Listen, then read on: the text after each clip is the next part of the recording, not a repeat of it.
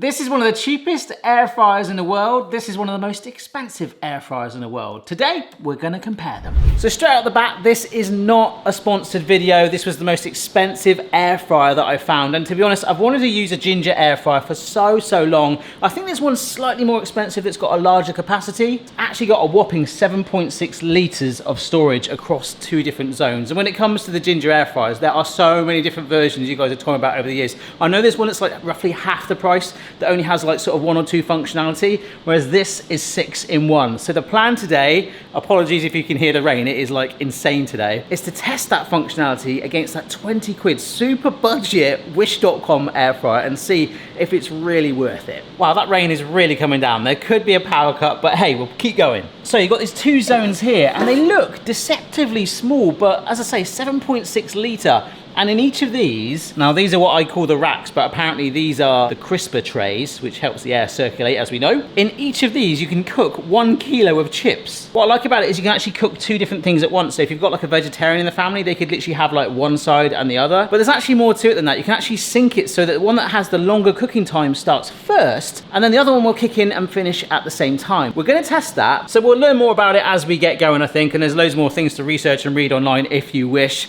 I did a recent video where I tested the world's cheapest air fryers. The Camel one that cost 11 quid is just gonna watch and learn what it could be. Whereas this one, this was the Hong Kong one, which cost 20 quid.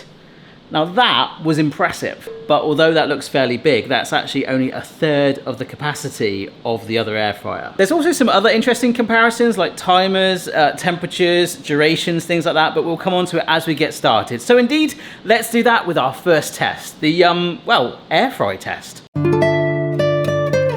Use recipes from the recipe book that came with this, and I think for the first test, the air fry test, I want to kind of roll it back to what true air frying, in my opinion, I think was supposed to be, of like, or my perception anyway, of a little bit of oil, the fan blowing it around to basically make healthier cooking. And a lot of recipes you do, in fact we'll use some today, don't use the oil now, but our first one, asparagus, needs a little bit of oil. Well, here's our first thing. Look, these asparagus spears nearly fit in there. In fact, if I put them down like that, they probably would. I'm going to chop off the bottoms anyway. Yeah, it's going to need a bit more on there. Not too much, but you don't want to be snapping the spears just yet. There's definitely a Britney Spears pun here, but I don't want to be toxic.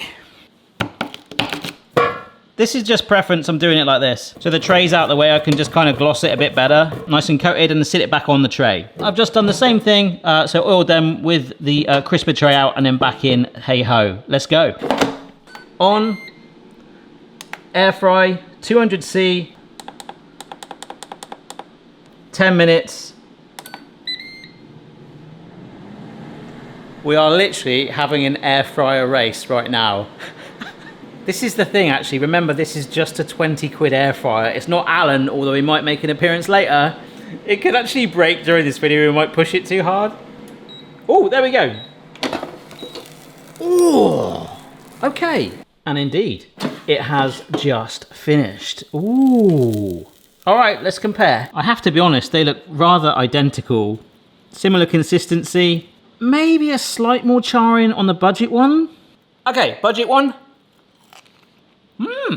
Never air fried asparagus before, but you've got that charring from the oil. It's a little bit thready. That's the consistency of it anyway, I think, and this will confirm that. Yeah, tasted exactly the same. For test number 1, the air fry test, I can't separate that. Yep, I could not separate those. However, for test number 2, this one has something called, oh, Max Crisp. One of you went to school with someone called Max Crisp, I'm calling that. Max Crisp technology, where it goes up to 240C. Apparently it is ideal for frozen food, so yes, we are doing the cliche chips because we know the budget one did them actually fantastically well. However, just for my sanity, no, it won't go any higher than 200C. So this one will cook an entire 40C more, which when you're in that sort of small area, again, the benefit of an air fryer, that energy saving is such a small concentrated zone, this could make a massive difference. Or it could be a gimmick, I don't know. Like I say, this is not a sponsored video. Thank you to my patrons that help support the running costs of the channel and make me be impartial. However, look, they've managed to get onto a brand of a well-known frozen chip company. Air fryer chips recommended to use in a Ginger air fryer. but it does say 200C, so we'll stick to those instructions for budget one. It's called Homcom. It needs a name for the rest of this video, like a rom-com. Who's in a lot of rom-coms? Hugh Grant. We'll call it Hugh, okay? So, no oil. They look already browned anyway. Hang on a sec. What's going on here? So in there, zone 2, max crisp. So yeah, 240C, 15 minutes. The instructions say 200C, 15 minutes for other air fryers, so... Go on, Hugh. I'm counting on Hugh. Ooh. Here you go. As Camel looks on. Camel, you are very disappointing, mate. 15 minutes. Not sure if you can see that there. You see it? Yes, you can see it. That is angry. I mean, 240C in an air fryer in that intense space is pretty crazy. Ooh. Wow. Ooh. I'll tell you what, it's sounding the same as well. I don't know, but that's a whopping 40 degrees more for the same cooking time. It's got to at least look different, hasn't it? Gotta be honest, I'm really enjoying this video. We're on our second test. Ooh.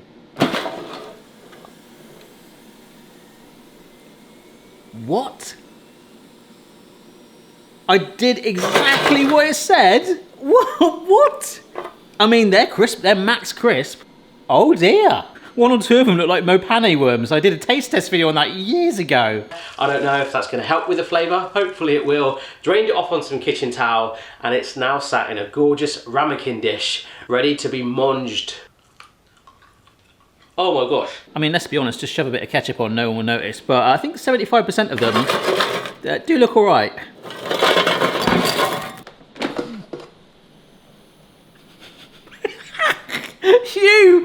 Hugh, mate, you done it. Oh my gosh. I mean, you could maybe argue these aren't complete. I mean, they are a nice golden colour, to be fair. Look at that. I was trying to stick up for the ginger ones a bit. Maybe 2 minutes too much, but I just followed what it said. Mmm, crispy, fluffy, but that over browning, that's what we'll call it. It is slightly dominating that flavour. Anyhow, let's try this. If I closed my eyes and did that, I would want that to be the max crisp one. It's got an absolutely outrageous crunch, yet because it didn't cook as intensely, I don't think the inside has got so like baked, and it's like much more fluffy as a result.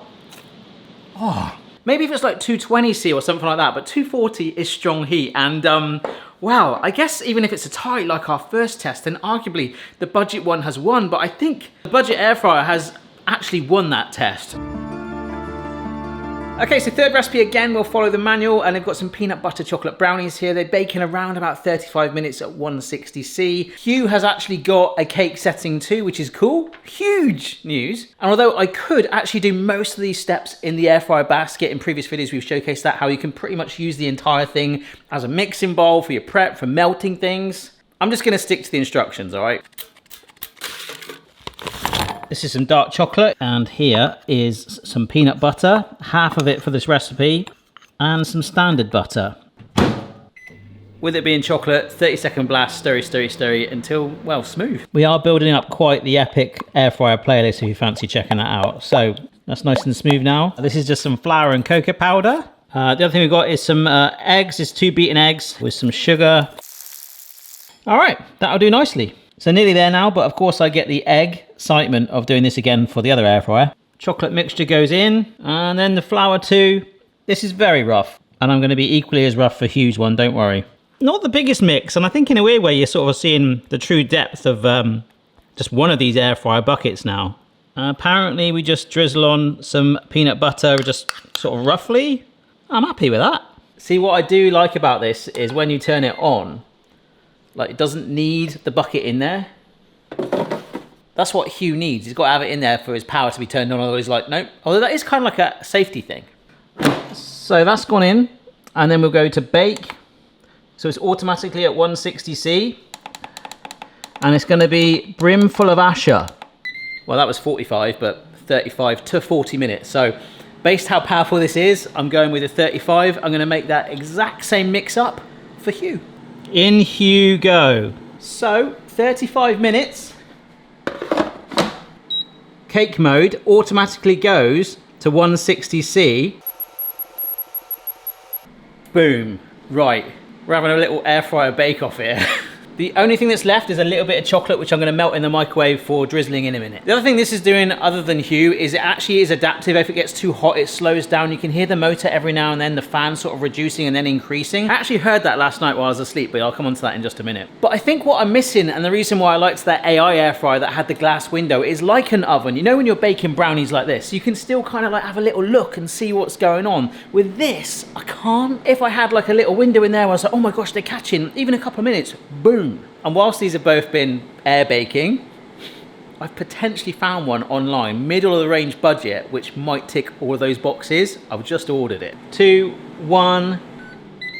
It says if it's springy to touch, which that does feel like. The only thing I didn't do, the air fryer hack. Remember what I talked about, putting the lip of foil so we could lift it out?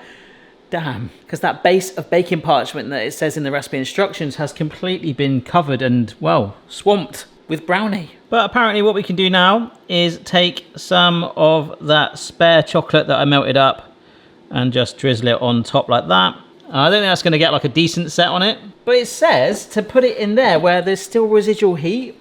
I'm gonna actually leave it out here because I think it'll cool down a little bit quicker. All right, and there's Hugh's go. Hugo. I gotta say, I'm liking the puffage on that. Slightly more risen, but obviously a smaller capacity, so it's gone higher. Chocolate again, oh my word. Nice and rough and ready. So I'm gonna leave them to cool down a little bit, particularly Hugh, because it's still red hot. I can feel the heat coming off of that, because the fourth test, we've already done. This one isn't really a comparison because Hugh cannot go as low on the temperature scale as our other air fryer, but basically it has a dehydration mode. So you can turn your air fryer into a dehydrator. I know some people that have thrown out microwaves and toasters simply because an air fryer for them does that purpose enough. Probably quite useful if you're a student actually, but I never really thought a dehydrator was an option. But if the temperature is low enough, again, like it being an oven, it can work. Well, let's find out. Dehydrating takes a long time, so last night I set off on the task of trying to dehydrate some apples and bananas. I'm not sure if you can hear me, but it's really, really late at night. I don't want to be doing this. I really wish it had a preset timer. Other air fryers do. So we're doing dehydrated bananas and apples to stop the apples discoloring. We've got some lemon water. You can tell how enthusiastic I am about this. My friend John has just messaged me saying he has that same air fryer and he does like a beef joint for like 8 hours, really slow and low on the dehydrate setting. So that's something pretty cool. Anyhow, bananas and apples. How much fun can you have at 20 midnight on a Sunday night? Try not to overlap them because I ain't waking up in 4 hours time to shake it up, that's for sure. Dehydrate. 10 hours. So this one's 8 hours. So I've got to sync it so that the second basket starts 2 hours later than this one.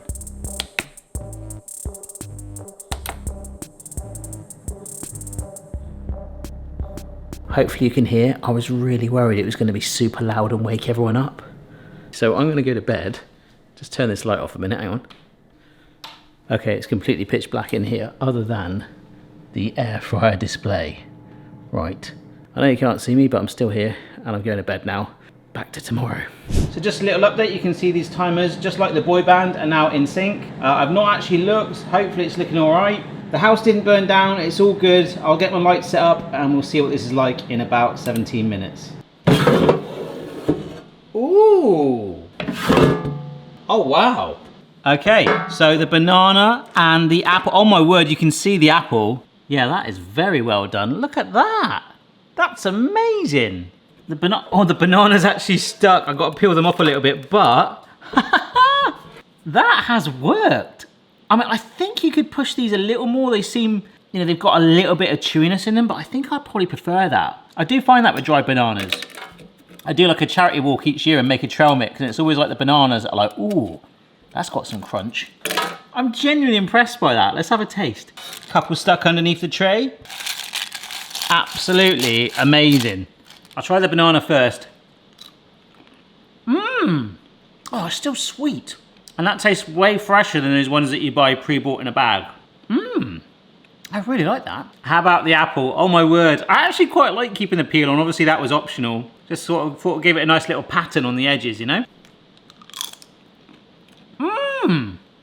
Oh, it kind of reminds me of astronaut food. But when you eat it, you are slightly, like with the moisture in your mouth, rehydrating it slightly and bringing it back to life. There's a nice sweetness in both of those. That is really impressive. That has worked an absolute charm. Yeah, it's good. I don't know how energy efficient it is compared to a standard dehydrator, but it was quiet and it worked. Yeah, in fact, looking at Hugh, the lowest he'll go is 80 degrees and you can dehydrate at that temperature. However, the maximum time it will do is an hour. So you'd have to keep hopping out every hour for like 9 to 10 hours. The only thing I didn't like about that, and I thought would kind of be a standard given, and it's definitely on other air fryers, is that I could preset it and go to bed. Hey ho, let's try the brownies because they smell amazing. I'm fairly certain if I was careful, I could probably get this out, you know, reasonably well, but I don't feel like being careful today. So I am just gonna lift out what looks like not the most moist brownie.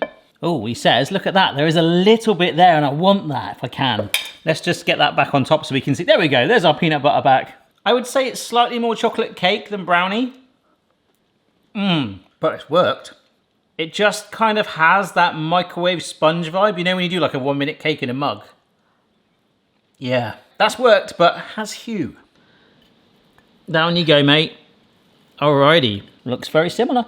This one actually looks slightly higher. I think it's the appearance of it in the bucket where it's a smaller capacity makes it look like, whoa, but now that it's out, pretty similar. Oh, that is good, but it tastes absolutely identical. I've got to call that another draw. So right now, are we actually calling it a tie? Because Hugh won one round, I think the chip one quite clearly. There was 2 draws and then there was one that Hugh couldn't take part in. Right, 5th one. For this test, we're gonna try out the roast setting. Now, I'm a bit skeptical about that because basically when you're brushing something in oil and you're putting high heat on it, aren't you sort of roasting anyway? But there is a roast functionality. Perhaps it's taking it up to that high temperatures again, something we know Hugh can't do. But in the book, there's a recipe for spicy roast potatoes with baby potatoes, so I'm gonna slice those up now. And we might as well just make one big mix for both air fryers. So it's telling me to add olive oil, a good amount of that. Obviously the smoke point in olive oil, and even something we said recently, that's why you've got air fryer oils and sprays, because they have a better tolerance for stuff like that. So this is going to be fun. Paprika, onion granules. Nice. But I suppose one of the differences is, whereas this one, which is a roast at 180, so Hugh can do that for 25 minutes. See, that's a roast setting, but I mean, it's saying that it actually is, so we sort of have to believe it. Whereas Hugh, it has these presets like fish, cake, fries, all that stuff, but are they just sort of things that are like quick access to the temperatures and the times? Yeah, it's actually changing them. I think that's what it does, whereas that machine there, if that's doing something different, we're about to find out. 180C, so let's find out. I'm not sure about this. I'll shake both halfway just because Hugh's going to remind me to. So that's cooking away. It is smelling really, really good, to be fair. There's so many different models. I couldn't keep up with it. Some there, they're stacked on top, smaller ones for space saving. In fact, there's a quote on the box. I think it says something like, enough for 8 people or even just yourself. That's how flexible this is. It's just quite a big machine, but then again, so's an oven. I know they don't look the prettiest, but which one do you prefer? This one. Why? It's nicer. Okay, must remember, amongst all the fun we've had so far, that doesn't actually have a warranty, that machine. Oh, that looks good. Get them in there. Oh, I am loving that. Oh, I've got to say, they look good too. Oh, blimey. Is the real winner today air fryer? I don't think this video's gone how I thought it would, hoped it would, or any way I could have imagined, but I'm really enjoying it. We've got one more test to go, but let's taste this.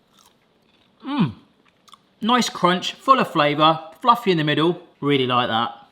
But I don't know, let's see, these look the same. I would like to have maybe done those on the max crisp setting. Don't say it. There's something... No. They are very, very, I think maybe just a teeny bit crunchier from Hugh.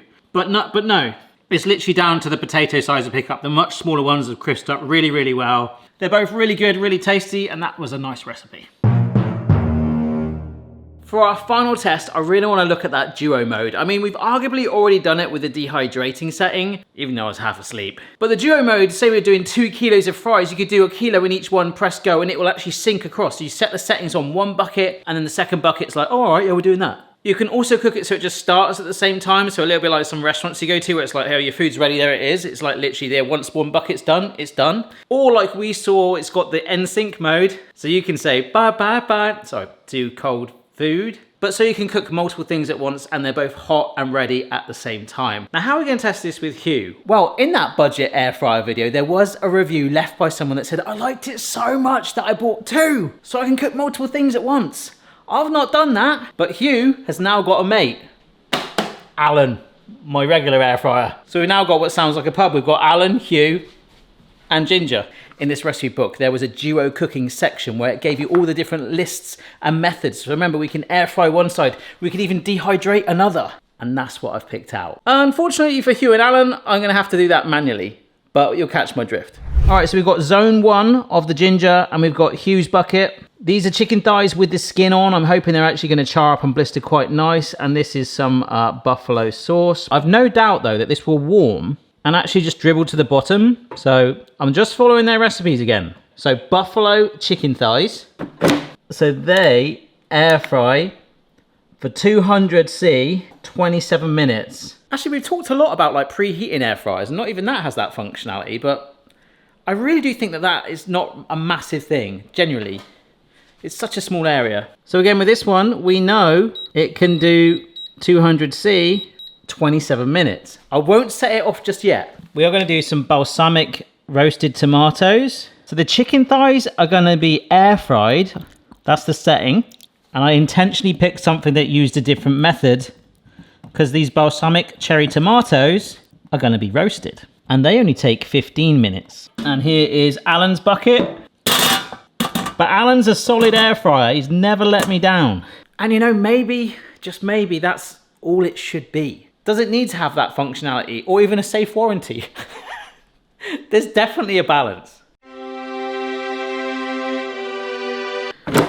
Zone 2, roast 200°C for 15 minutes. Okay, so let me just get Alan ready for that.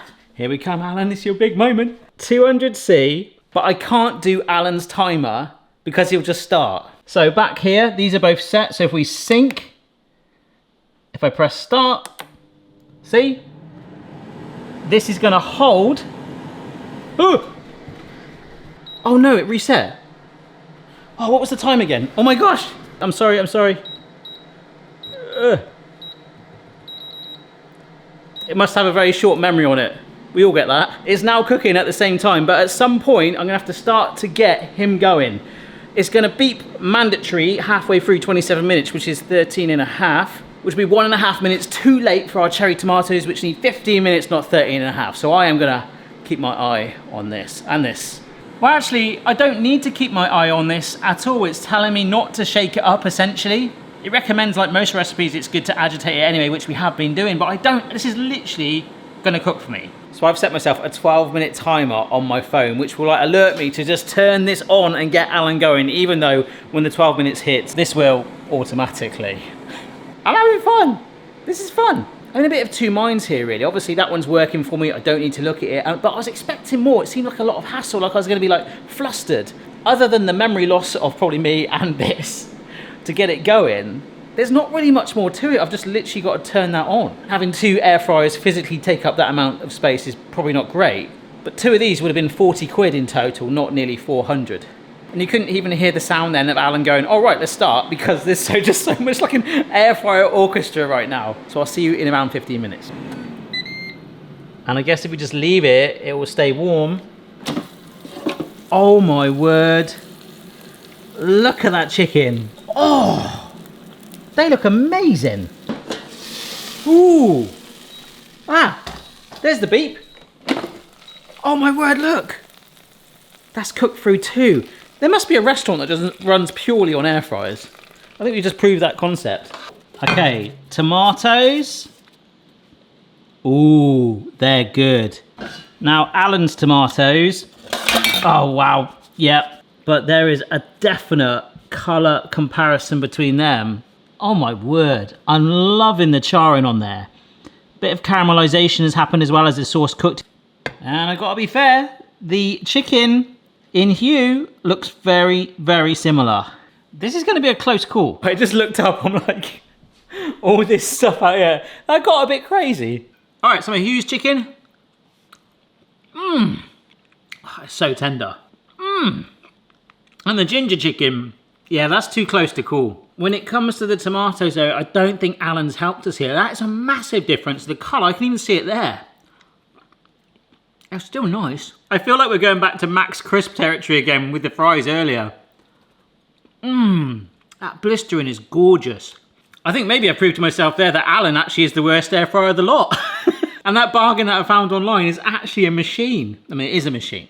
But I can't deny the simplicity, the safety, just that peace of mind that you've got one appliance there, that functionality, especially if you're cooking for a lot of people, that could come in really, really handy rather than being like an octopus with like 800 air fryers. So I think I'm gonna have to give that to the Ginger. Ginger, yes, of course, it is the brand Ninja, but many others are available, like I say, and I don't know what my conclusion is today because Hugh has been an absolute rock star. Like, if I bought 2 of them, I'm fairly convinced it would have gone like for like, toe for toe with that. However, everything we put through this, it didn't ruin it. Well, apart from these maybe eagerly charred chips. But the baking, the roasting, the air frying, the dehydrating, that actually is pretty darn cool as well, because not many people necessarily want a dehydrator. Of course you can do it in your oven. Actually, shout out to Trevor Bailey on Instagram, who's just messaged me. He proves dough with the dehydration setting on an air fryer. Pretty cool. So in conclusion, for me personally, if it was just myself or Mrs. B just living on our own, we would probably get by with one of these, but I actually really liked the multifunctionality of this. But of course, like I say, if you like that brand, there are ones that do slightly less. There's some that are stacked. There's some that have just the dual cooking functionality rather than all the dehydration. There's still a few things that I would love in there. I'd love a preset timer so I could go to bed. I'd love a clear viewing window just to prevent the chip thing happening. But other than that, I've gone from thinking air fryers are a fad, but I'm really starting to understand and learn the benefits of it, because if you're cooking loads of meals, just shoving stuff in there and not worrying about it, that is really, really cool, especially for a weeknight if you're busy. And don't get me wrong, when I had oven chips years ago, they sometimes looked a lot worse than that. So it is what it is. So maybe let me know down below what you think. If you enjoyed this video, maybe check out the rest of the videos on the channel, including the air fryer playlist for many videos like this. If you made it through this video this far, thanks so much for watching. Massively appreciate it. See you later. Bye. It really is such a difference between them. They're so different, but then at the same time, they're so samey.